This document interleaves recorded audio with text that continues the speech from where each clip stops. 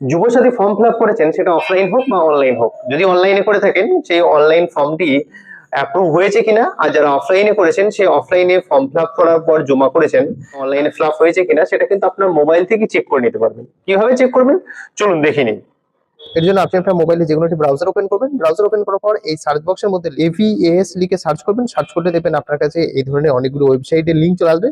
First যে ওয়েবসাইটটি পাবেন সেই ওয়েবসাইটের মধ্যে ক্লিক করবেন। আপনার কাছে এই ধরনের ইন্টারফেস চলে আসবে। এখানে একটি অপশন পাবেন চেক স্ট্যাটাস, এর মধ্যে ক্লিক করবেন।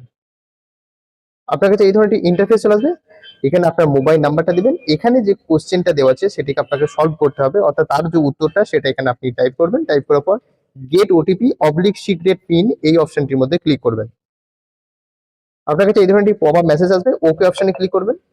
আপনার মোবাইলে দেবেন একটি SMS যাবে, সেই SMS এর মধ্যে 6 ডিজিটের একটা পিন থাকবে, সেই পিনটা এখানে টাইপ করবেন। টাইপ করার পর ভেরিফাই পিন এই অপশনে ক্লিক করবেন। আপনাকে যদি এই ধরনের একটা ইন্টারফেস আসে, অর্থাৎ অ্যাপ্লিকেশন ফর্মটি ওপেন হয়ে যায়, তাহলে জানবেন আপনার যে অফলাইনে ফর্মটি ফিল আপ করেছেন সেই ফর্মটি কিন্তু এখনো অনলাইনে এন্ট্রি হয়নি।